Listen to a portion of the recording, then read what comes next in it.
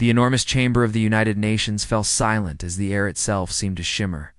Then, without warning, a figure appeared in the center of the room. It was tall, impossibly tall, with skin that looked like moving glass. Its features shifted and changed like water, beautiful and terrifying at the same time. President Kim Dae-ho felt his heart skip a beat. Round him, world leaders sat frozen in their chairs. Some had their mouths open in shock. Others gripped their armrests, so hard their knuckles turned white. "I am Vexstar," the creature said. Its voice filled every corner of the massive room, speaking in perfect English, then switching to Chinese, then Russian, then Korean. Every person heard it in their own language. "I speak for the Hegemony Council, rulers of this galaxy, Admiral." Park Manesio, sitting next to Kim Dae-ho, felt anger rising in her chest. She was only 35, the youngest person ever to command Earth's space forces. She had worked her entire life to protect humanity, and now this thing was threatening everything she had sworn to defend. "Your species makes too much noise," Vexstar continued. The alien's crystalline face showed no emotion. "Your radio signals. Your spacecraft, your constant chatter fills the galaxy like screaming children. You disturb the peace we have built over thousands of years." The British Prime Minister started to stand, but Kim Dae-ho placed a hand on his arm, shaking his head slightly. "Let the creature finish talking first." "We offer you one chance," Vexstar said, raising what might have been a hand. Its fingers were long and thin, like crystal spears. "You have one solar cycle. 365 of your Earth days. In that time, you will shut down all radio transmissions. You will stop launching rockets into space. You will cease developing new technology." The Japanese delegate whispered something urgent to his translator. The German chancellor looked pale, but Kim Dae-ho kept his eyes fixed on the alien, his face showing nothing. "If you comply," Vexstar continued, "you will be allowed to exist peacefully on your world. You may trade with approved species under our supervision. Your children will live." The words hung in the air like poison. "If you refuse," the alien's voice grew colder, "we will take corrective action. Your civilization will be reduced to a level we find acceptable. The choice is yours." Admiral Park Manesio could not stay quiet any longer. "And what gives you the right to make this choice for us?" she demanded, standing up. Several security guards moved toward her, but she ignored them. Vexstar turned its shifting gaze toward her. "Right, we have ruled this galaxy for 10,000 years. We have brought peace to 1,000,000 worlds. Your species is barely 200,000 years old. You are children playing with fire, and you will burn down the house if left alone." "We are not children," Kim Dae-ho said quietly, but his voice carried across the entire chamber. "We are human beings. We have the right to speak, to explore, to grow." The alien made a sound that might have been laughter. "Rights are given by those with power. We have power. You do not." "We'll see about that," Park Manesio muttered under her breath. Vexstar began to fade. "You have one solar cycle? Choose wisely." The moment the alien disappeared, the chamber exploded into chaos. Delegates shouted at each other in dozens of languages. Some demanded immediate surrender. Others called for war. The Secretary General banged his gavel. SELESSLY. Kim Dae-ho stood up slowly. At 72, he had seen wars, famines, and disasters that would have broken younger men.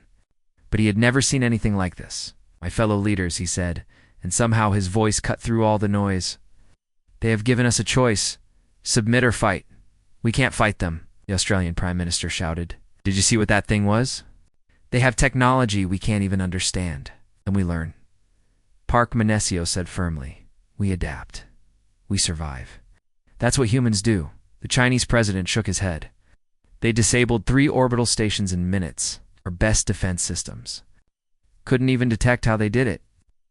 "That was a warning," Kim Dae-ho said. "Next time they won't be so gentle." As if summoned by his words, alarms began blaring throughout the building. Emergency lights flashed red. Technician ran into the chamber, his face white with fear. "Sir, we're getting reports from around the globe. Space Station Alpha, the European Orbital Platform, and Luna Base 7 have gone completely dark." No communications, no life signs, nothing. The chamber fell silent again. Everyone understood the message. The aliens could reach them anywhere. No place was safe. But as Kim Dae-ho looked around the room, he didn't see surrender in the faces of Earth's leaders. He saw something else. He saw the same stubborn determination that had carried humanity from caves to the stars. "Gentlemen, ladies," he said quietly, "I think it's time we showed our visitors what happens when you try to silence the human race." Admiral Park Manesio nodded grimly. She was already thinking about the hidden projects, the secret weapons, the plans that officially didn't exist. The aliens wanted silence from Earth. They were about to discover that humans only got louder when threatened. The elevator descended deep beneath the streets of Seoul. It's going down, down, down, until Dr. Lee Hae-jin wondered if they would reach the center of the Earth. When the doors finally opened, she stepped into a room that took her breath away. The command center was huge, bigger than a football stadium.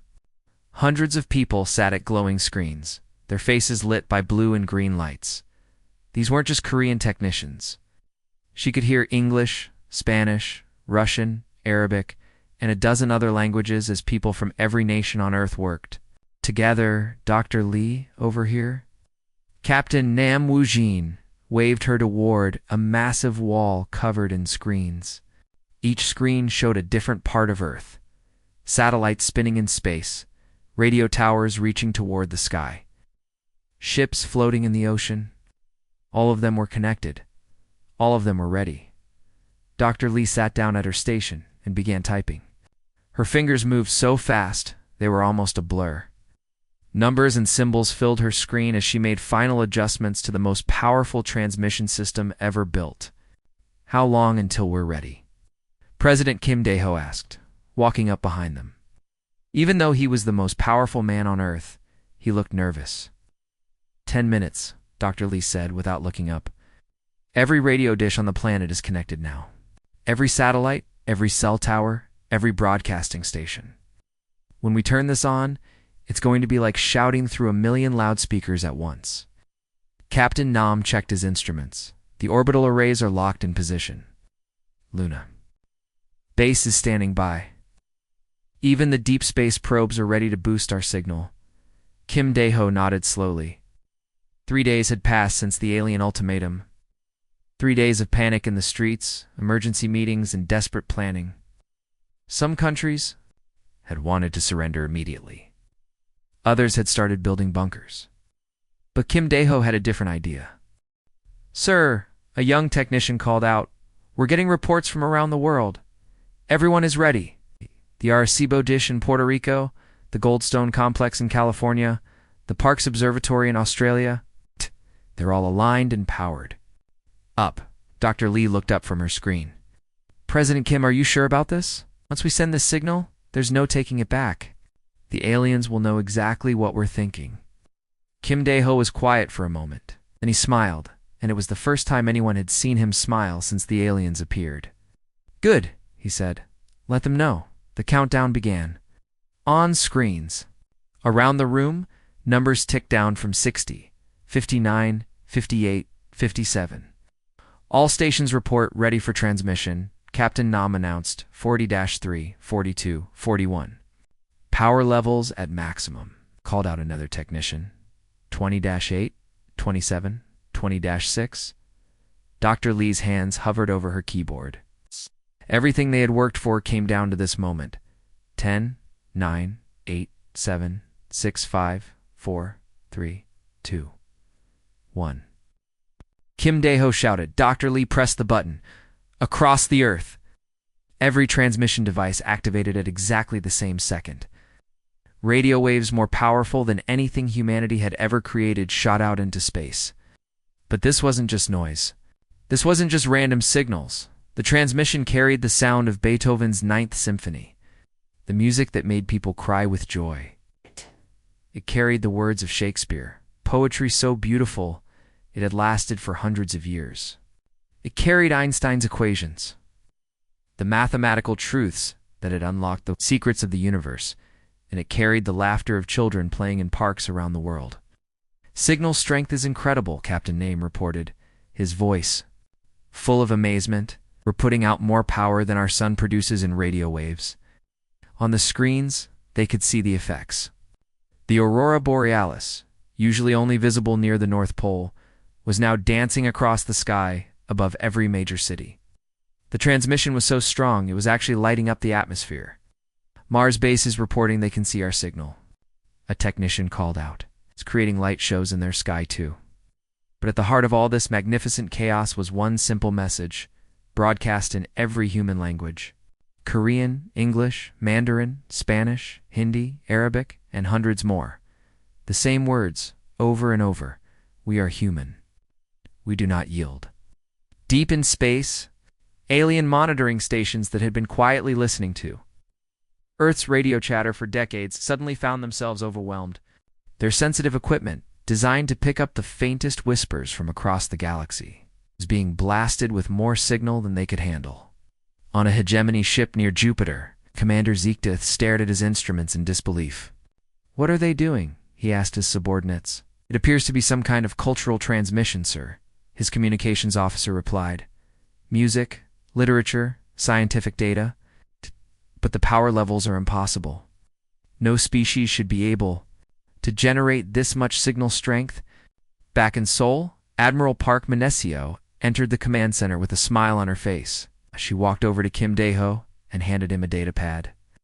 "The shipyard's report construction is ahead of schedule," she said quietly, so only he could hear. "Every asteroid mining operation has been converted. Every civilian factory is now building weapons. The aliens wanted us to be quiet, but we've been anything but idle." Kim Dae-ho nodded. The transmission would continue for hours, carrying humanity's voice to every corner of the galaxy. But words alone wouldn't be enough. "How long until the fleet is ready?" he asked. Admiral Park's smile grew wider. "Soon, Mr. President. Very soon. The thunder is almost ready to roll." Captain Ko Jamin floated silently in the pilot's seat of his small ship, watching his instruments with careful eyes. His vessel was no bigger than a city bus, painted black as space itself, and designed to be invisible to alien sensors. 4-3. Daisy had been hiding behind an asteroid near Pluto, waiting and watching. Now they were coming. On his screen, hundreds of dots moved slowly toward the inner solar system. Each dot was an alien warship, sleek and deadly, traveling in perfect lines like soldiers marching to war. Koa had never seen so many ships in one place. The alien fleet stretched across space for millions of kilometers. "Fleet Command, this is Ghost 1, he whispered into his radio. "One count 412 enemy vessels. They're moving in formation groups of 24 ships each. Speed is steady at 0.2 light speed."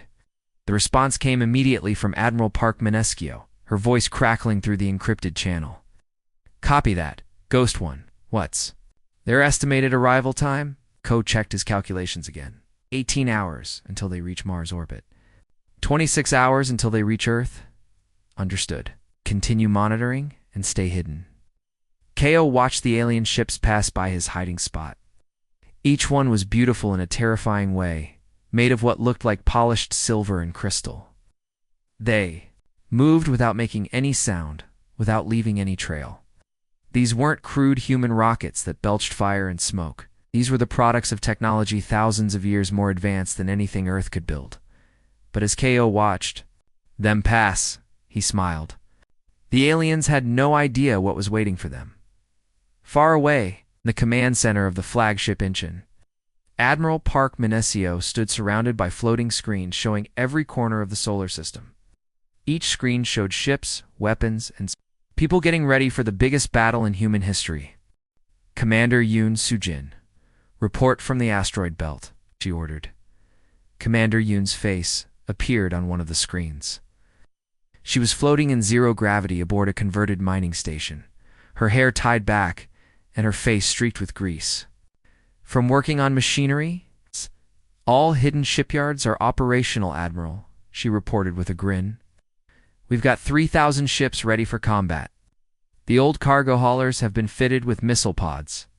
The mining ships now carry fusion bombs instead of ore, and the new Thunder-class destroyers are performing better than expected." Park nodded with satisfaction. For months, while the world's attention was focused on the aliens' ultimatum, thousands of engineers and workers had been secretly converting every spacecraft they could find into weapons of war. Passenger ships became troop transports. Scientific vessels became spy ships. Even the old space station that had been scheduled for demolition was now bristling with laser cannons. "What about the civilian evacuations?" Park asked. "All non-essential personnel have been moved to the underground." "Shelters," Yoon replied. "The space stations are running on skeleton crews. Everyone knows the plan." Meanwhile, deep in space, the alien commander studied the data his scouts were sending back. Hegemony Commander Zixthil was old, even by alien standards. He had conquered 17 different worlds and brought peace to dozens more. "This should have been simple, Commander," his intelligence officer reported. "Our sensors are detecting far more activity than our previous reports indicated. The humans appear to have significantly more spacecraft than we calculated." Zixthil's crystalline features shifted in what might have been confusion. "How many more?" "At least 3 times our original estimate, sir, and many of them appear to be armed." "Armed with what?" "They're primitive chemical rockets. They're crude. Nuclear weapons?" Zixthal made a dismissive gesture. "No matter, we will simply destroy them all." But what the alien commander didn't understand was that humans had a special talent for turning peaceful things into weapons. Dr. Park Ji-ho, working in a secret laboratory on the moon, had figured out how to turn solar power collectors into focused energy beams that could cut through steel. Engineer Kim So-young had modified asteroid mining explosives to create bombs powerful enough to crack a moon in half. Most impressive of all was the work being done by engineer Han Ju-woo aboard the space station Busan. He floated in his workshop, surrounded by equipment that looked more like art than machinery. "Admiral Park, this is Engineer Han," he called over the radio. "The gravity well generators are finally online. We've got 12 of them positioned around Earth's orbit." "Explain how they work," Park requested. Han grinned as he patted one of his strange machines. "Simple idea, really. We create artificial gravity fields that can grab enemy ships and hold them in place.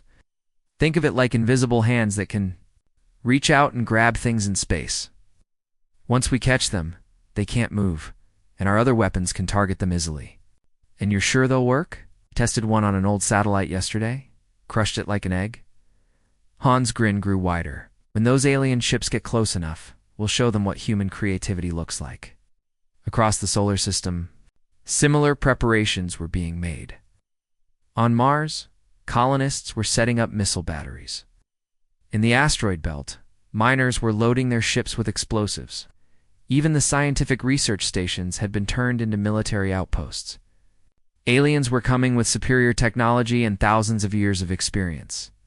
But they were about to face something they had never encountered before, a species that could turn anything into a weapon, and who refused to surrender no matter how hopeless things looked. Captain Ko, still hidden behind his asteroid, watched the alien fleet continue its approach. Soon, the storm would break. Thunder would roll across the solar system. The first shots of the war lit up the darkness of space like deadly fireworks. Captain Choi Min-ho gripped the controls of his mining ship as laser beams flashed past his cockpit windows. His vessel had once hauled rocks from asteroids to Earth. Now it was loaded with enough explosives to destroy a city. "This is crazy," his co-pilot muttered, watching alien ships fill their view screen. "Crazy is what we do best," Choi replied with a wild grin. The alien cruiser ahead of them was massive, 10 times the size of their little mining ship. Its shields glowed blue as human missiles exploded harmlessly against them. The aliens probably thought they were safe behind their energy barriers. They were wrong. Choi pushed his engines to maximum power and aimed straight for the enemy ship. "Remember, we're not trying to win pretty," he said into his radio. "We're trying to win it all." The mining ship's drilling equipment, normally used to cut through solid rock, tore into the alien shields like a knife through paper. Sparks flew as the energy barrier collapsed. Before the aliens could react, Choi's ship punched through their hull. "For Earth!" he shouted as he triggered the explosives in his cargo hold. The mining ship disappeared in a ball of fire that swallowed. half the alien cruiser. Debris scattered in all directions as the enemy vessel broke apart. Similar attacks were happening throughout the solar system. Human ships, small and weak compared to the alien fleet, swarmed around the enemy like angry bees. Where one human ship fell, 3 more took its place.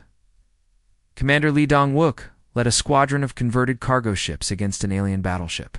"Remember the plan," he told his pilots. "Hit and run. Don't try to fight them head-to-head." Cargo ships split up, coming at the battleship from 6 different directions. Their hulls had been packed with missiles, turning peaceful trading vessels into flying bombs. The aliens tried to track all of them at once, but their weapons couldn't turn fast enough. Now, Lee shouted, all 6 ships released their missiles at the same time. Hundreds of rockets streaked toward the alien battleship from every angle, even. With advanced shields, the enemy couldn't stop them all. Explosions bloomed across the alien ship's hull like deadly flowers. But the strangest part of the battle was happening in a secret laboratory on the moon. Dr. Song. Hari sat surrounded by computers and radio equipment, fighting a war with her. Mind instead of weapons. "Broadcasting psychological warfare program now," she announced to Admiral Park. Dr. Song had spent months studying recordings of alien communications.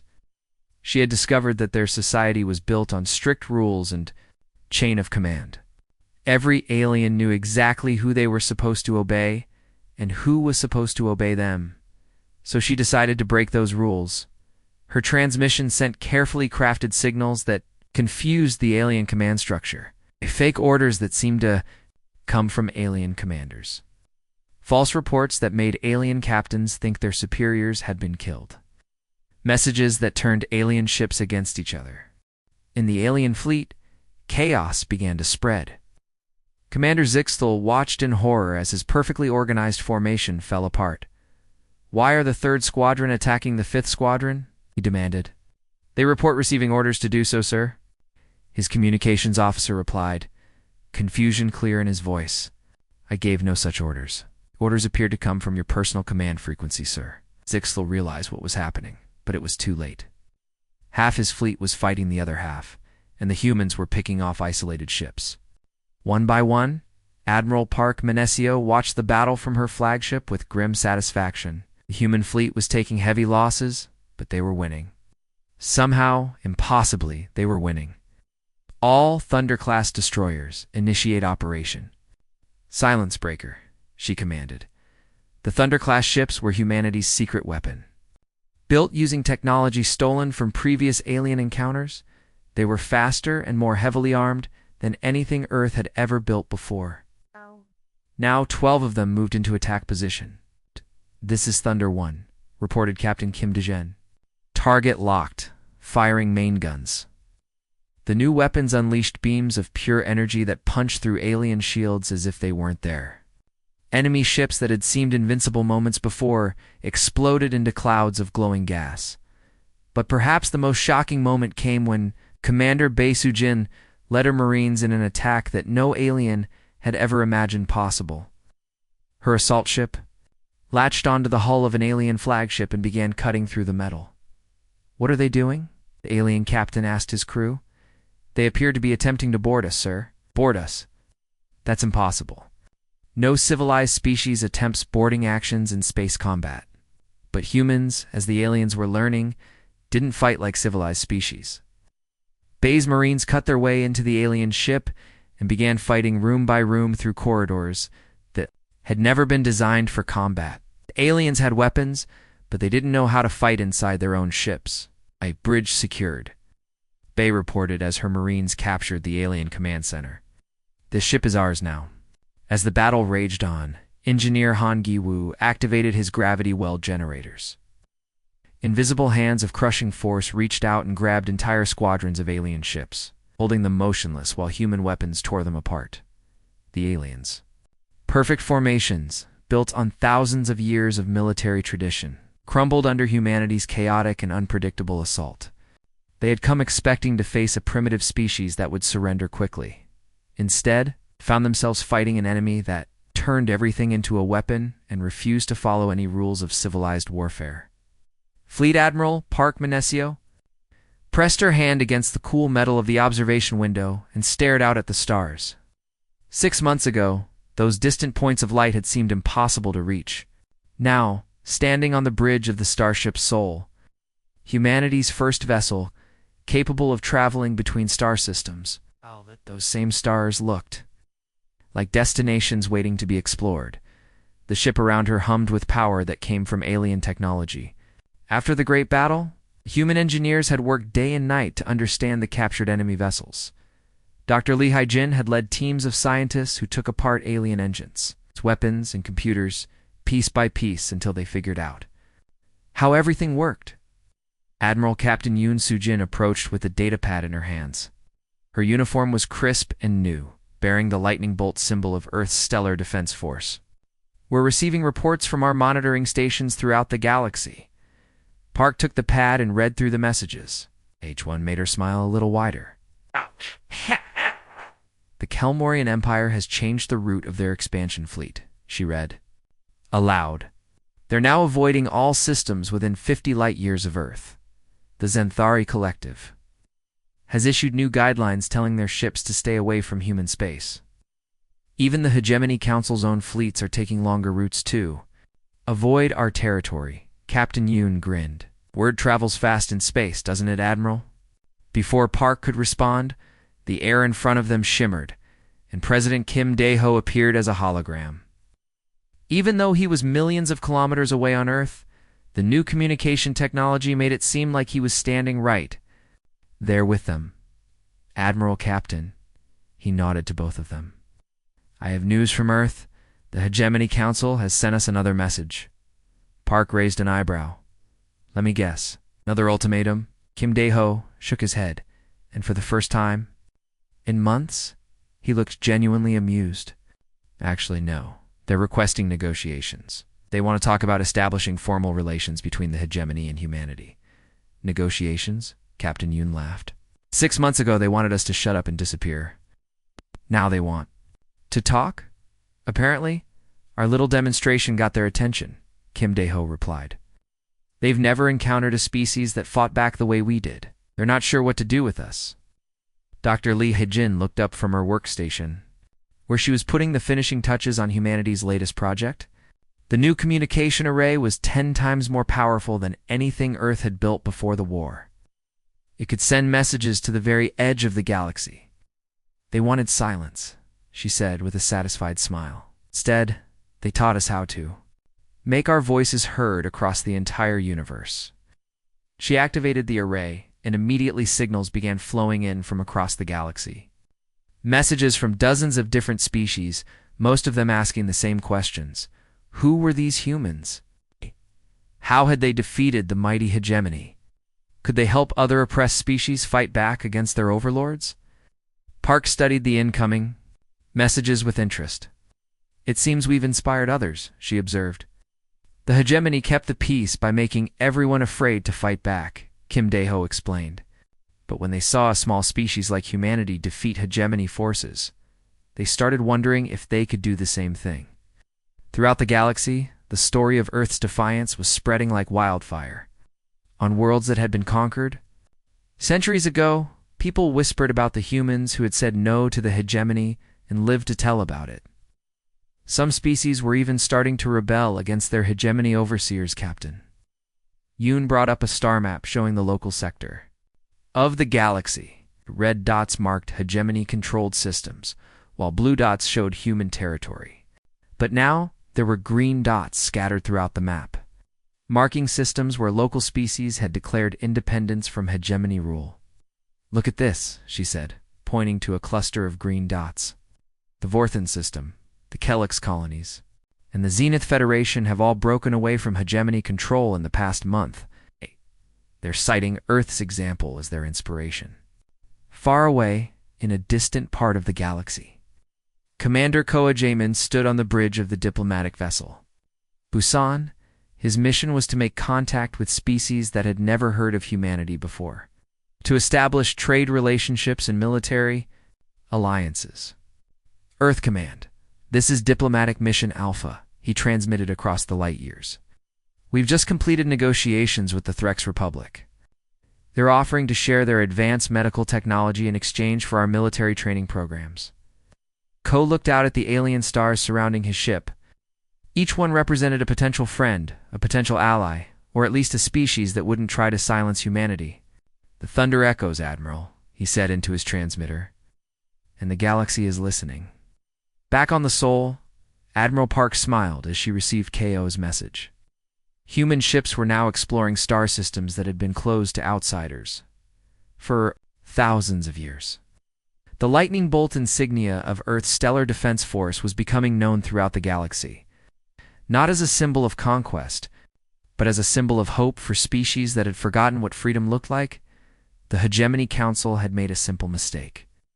They had assumed that humanity, like every other species they had encountered, would choose survival over dignity. They had never met a species that got louder when threatened, stronger when attacked, more determined when told to surrender. The aliens had wanted silence from Earth. Instead, they got thunder that now rolled across the stars, carrying a message that would echo through the galaxy for generations to come. We are human. We do not yield.